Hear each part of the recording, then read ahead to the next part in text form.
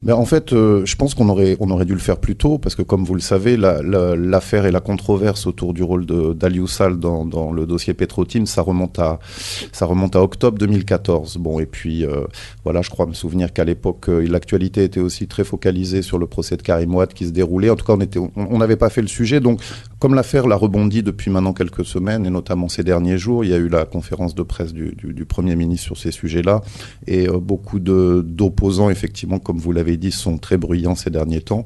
Donc voilà, on a estimé que c'était l'occasion à la fois de faire un portrait d'Aliou Sall, qu'on connaît peu. Je crois que les deux sont quand même très entremêlés, hein, c'est-à-dire que c'est pas un portrait de l'homme, c'est quand même bien évidemment le situer, mais je veux dire qu'une grosse proportion de l'article revient sur la chronologie de cette affaire Petro-Tim. Par ailleurs, je précise qu'on ne peut pas forcément toujours tout traiter en un seul papier, même quand il y a 4 pages, il y a une grande photo, etc. Et on continue de tirer le fil, parce que cette affaire Petro-Tim, elle continue de faire parler. On estime ne pas avoir encore exploré toutes les zones d'ombre ou les questions qui se posent, et on a encore là des questions qu'on a posées à certains responsables sur ce dossier. On attend encore leurs réponses, donc on y reviendra. Bah, écoutez, on essaye de faire un peu la part des choses par rapport justement à la controverse qui a été évoquée depuis 2014. Pour prendre un seul exemple, si vous vous en rappelez, quand l'affaire a démarré, je pense que c'était une déclaration assez tonitruante de l'ancien président Abdoulaye Wade. Et l'une des accusations qui était faite, c'était de reprocher à Aliou Sall d'être en fait l'actionnaire. Maître Wade parlait à hauteur de 30% de la filiale de Petro-Tim, donc qui est Petro-Tim Sénégal.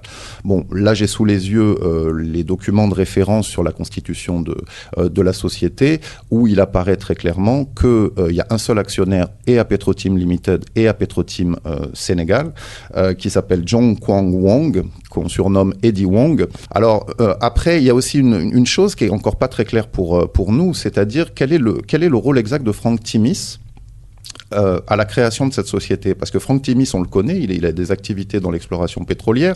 Il venait d'avoir en 2011 l'attribution de 2 blocs au Sénégal, Rufisque et le sud Sénégal offshore profond.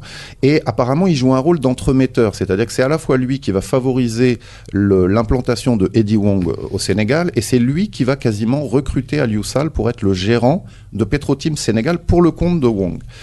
C'est difficile de retrouver dans les souvenirs des protagonistes la date exacte, mais ce qui est sûr, c'est qu'on est au moment où ça va se jouer. C'est-à-dire que je pense qu'on est soit à la veille du premier, soit dans l'entre-deux tours. Et Timis cherche quelqu'un pour gérer, pour être le gérant, le représentant au Sénégal de Petro-Tim Sénégal. Voilà. Et c'est Atepa qui va faire le lien entre Timis et Aliou Sall. Aliou Sall va accepter le rôle. Autre aspect qu'on apporte, si vous me permettez, quelque chose, moi en tout cas, que j'ignorais, peut-être qui est su par vos auditeurs ou certains d'entre eux, c'est que le paradoxe dans cette histoire, c'est que en revenant de Chine, et au moment de la victoire de son frère à la présidentielle, Aliou Sall, dans un premier temps, lui, il se destine à une fonction au sein de la fonction publique et de l'État. Et il tâte le terrain. C'est que le paradoxe dans cette affaire, c'est qu'au moment où Aliou Sall espère qu'il va peut-être obtenir à Dakar une fonction au sein d'un service de l'État, d'une agence de l'État, l'APIX, un secrétariat général d'un ministère, manifestement, Macky Sall lui fait comprendre qu'il ne faut pas y compter et qu'il n'entend pas nommer son propre frère par décret.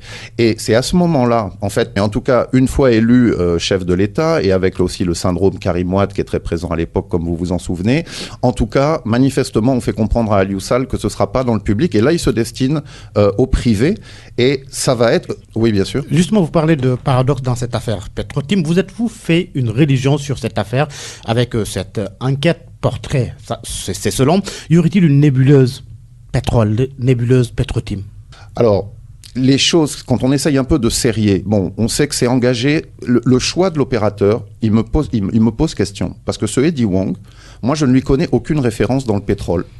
Il faut quand même savoir que toutes les sociétés de la nébuleuse, comme vous l'appelez, et le mot est exact, parce que c'est quand même des sociétés offshore, emboîtées les unes dans les autres, et qui soit ont été immatriculées à Hong Kong, soit immatriculées aux Caïmans.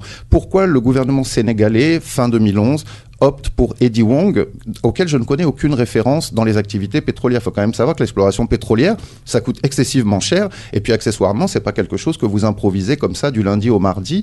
Alors pourquoi Eddie Wong? Je m'interroge, et donc je me pose la question, et j'attends certaines réponses, parce que j'ai pas pu avoir toutes les réponses avant de boucler ce premier volet, de savoir si par hasard, Eddie Wong n'aurait pas été l'homme de Frank Timis pour récupérer ses blocs. Parce qu'il faut quand même savoir que 2 ans plus tard, en 2014, Petrotim va rétrocéder les 90% de droits de ce contrat de partage avec l'État sénégalais. D'abord à la holding de Frank Timis, Timis Corp, et ensuite Timis va lui-même en rétrocéder 60% à une société pétrolière américaine, Cosmos Energy. Donc il y a un actionnariat, comme c'est le cas à chaque fois que vous vous retrouvez avec des offshore emboîtés les unes dans les autres, il y a un actionnariat où vous pouvez remonter jusqu'à un certain stade. Moi, je peux remonter jusqu'à Petrotim Limited, mais au-dessus, vous avez encore PetroAsia, etc. Qui est véritablement derrière ça? Ça, c'est encore des points à éclaircir. Sur la signature du décret par Macky Sall, moi, personnellement, je vois pas trop quels auraient été les autres scénarios, parce que Macky Sall est engagé par un contrat signé sous Abdoulaye Wade. Ce contrat ne peut prendre effet que s'il y a une signature de ces décrets. Il arrive au pouvoir, 2 mois plus tard, il signe les décrets, et puis pendant 2 ans, l'information, je dirais pas qu'elle est publique, mais elle est connue. Personne ne va tousser autour de cette affaire. Il faudra attendre 2 ans pour que ça commence à prendre une couleur, on va dire, de scandale.